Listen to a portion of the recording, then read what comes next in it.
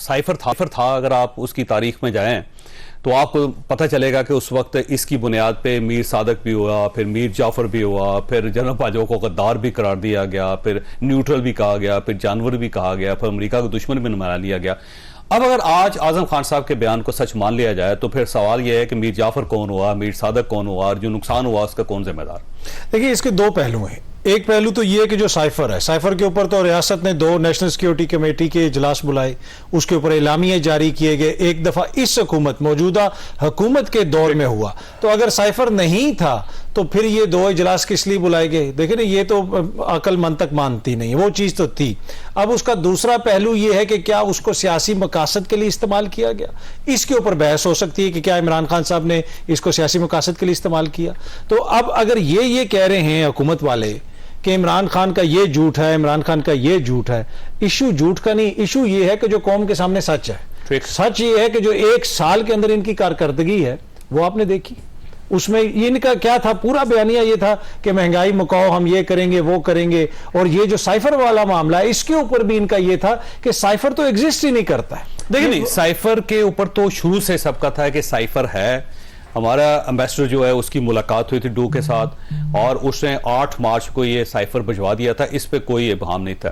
یہ جو کمیٹی بیٹھی تھی 2 بار، وہ اس کا مقصد صرف یہ تھا کہ جو عمران خان صاحب کلیم کر رہے ہیں کیا وہ ٹھیک ہے، وہ یہ غلط ہے جی۔ اور اس کے اندر یہ واضح طور پہ دونوں دفعہ کہا گیا، ایک جب شہباز شریف صاحب کی دور میں بیٹھی تو کہا گیا کہ کانسپریسی نہیں ہوئی، لیکن مداخلت کا لفظ استعمال ہوا کہ پاکستان کے معاملات میں مداخلت ہے۔ جب آپ یہ کہہ دیتے ہیں مداخلت ہے تو اب مداخلت کیا کسی سازش کے نتیجے میں تھی؟ دیکھیں یہ بار بار کہا سازش نہیں ہوئی، مداخلت ہوئی۔ یہ بڑا ایک خان صاحب تو یہ کہتے ہیں سازش ہوئی میری گورنمنٹ کے خلاف، اور یہ گورنمنٹ امپورٹڈ ہے، یہ باہر سے آئی ہوئی۔ دیکھیں یہ تو خان صاحب کا ٹاپ ٹرینڈ بنا اس کا، آپ کو یاد ہو۔ یہ تو دیکھیں نا، خان صاحب کا ایک بیانیہ ہے، وہ یہ کہہ سکتے ہیں، یہ بھی ان کے اوپر الزامات لگاتے ہیں، جس قسم کے الزامات لگاتے ہیں وہ میں ریپیٹ بھی نہیں کرنا چاہ رہا، پر مسئلہ یہ ہے کہ اس مسئلے کو آپ نے حل کس طرح کرنا تھا۔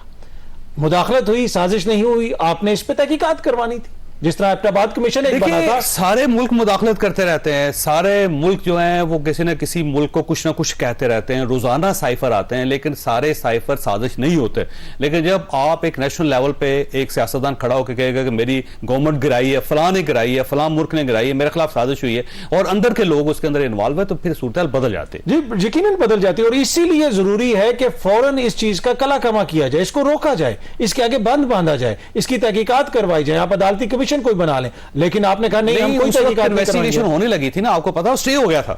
نہیں، سٹے ہوا، سٹے تو کل چیف جسٹس صاحب کو انہوں نے خط لکھا تھا، اور پریزیڈنٹ نے بھی لکھا تھا، بالکل زبیری صاحب نے بجا فرمایا، اور ساتھ ساتھ اس کی کوئی کاپی وغیرہ بھی غالباً ان کو بھیجی تھی، اور اسپیکر صاحب نے بھی کہا تھا کہ میں بھیجوں گا، تو اس وقت کسی نے اس کے اوپر نوٹس نہیں لیا۔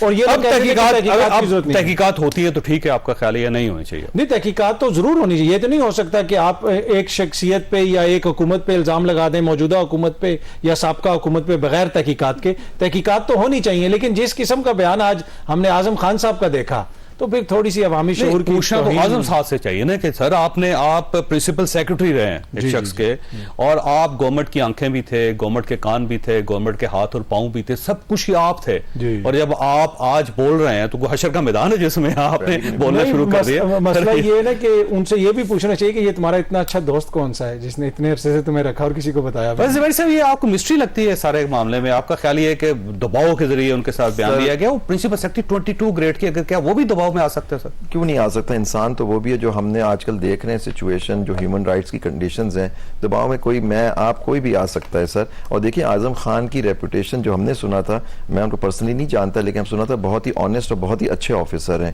تو دیکھیے اگر وہ بھی آ کے اس میں آ جائے تو نیچی آپ سوچیں کہ 1.5 مہینے تک ان کے ساتھ کیا ہوا۔ اگر دیکھیے جو یہاں ہو رہی ہیں بیانات، اب دیکھیے آپ کے ہر پروگرام میں مستقل اس حکومت کی سابق وزیر اعظم کی برائی کی جاتی ہے ان کے پر، لیکن ان کی طرف سے نہ کوئی آدمی آ کے وہ ڈیفینڈ کر سکتا ہے۔ نہیں، یہ کیا صحافت ہے؟ آپ خود بتائیے کہ اگر آپ اس پہ الزام لگا رہے ہیں کسی پہ تو اس کو بھی اس کا موقع ملنا چاہیے نا۔ شعیب شاہین صاحب جو ہے نا، وہ ان کی کور کمیٹی کا رکن ہے، وہ ہر شو میں آ کے ان کو ڈیفینڈ کرتے ہیں, کسی نے ان کو نہیں روکا. لیکن آپ دیکھیں جو مثلا آپ ان کے وکیل رہے ہیں, آپ آج بھی وکیل ہیں ان کے, آپ کو کسی چیز سے نہیں روکا جائے گا. آپ بولیں عطر کاظمی صاحب جو ہے یہ سر ان کو پسند کرتے ہیں. آپ تو میں جہاں تک ہم نے سنا نام بھی نہیں لے سکتے.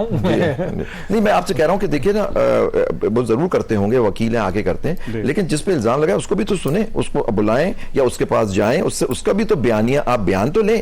دیکھیں دونوں سائیڈز کو دیکھیں, لا قانون بھی کہتا ہے کہ دونوں سائیڈ کو سن کے فیصلہ ہونا چاہیے. صاحب ایک اور ایشو ہے جو تحریک انصاف کے لوگ ہیں وہ انڈر گراؤنڈ ہے سارے, وہ کوئی شخص نہ اسٹوڈیو آنے کے لیے تیار ہے نہ فون پہ آنے کے لیے. کیوں انڈر گراؤنڈ ہے سر وہ؟ تو پوچھیں نا ان سے. نہیں آپ بتائیں نا سر. میں عمر ایوب صاحب ہیں, ان سے پوچھیں نا, مطلب دیکھیں آپ پوچھ لیں نا سر. اگر دیکھیں جو اپنی آپ بتائیں, آپ اس میں زیادہ ہماری ذمہ داری کانٹیکٹ کرنا, ان سے کہنا, ریکویسٹ کرنا کہ سر. نہیں میں بات کر رہا ہوں جو دیکھیے آپ ایک جمہوری ملک ہے, آپ کہتے ہیں نا, ہم کلیم کرتے ہیں جمہوری, تو لیول پلینگ فیلڈ ہونا چاہیے, ہر کسی کو موقع ملنا. اب الیکشن آ رہے ہیں نا, یہ آ رہے ہیں نہیں آ رہے, آگے ہوں گے نہیں ہوں گے, وہ سب ڈیبیٹ اب چلے گی اس کے بعد کہ کب ہوں گے کیا ہوگا, لیکن لیول پلینگ فیلڈ تو دے نا. اب دیکھ لیں گے ہم کس کو کون الیکشن لڑ سکتا ہے کون نہیں لڑ سکتا.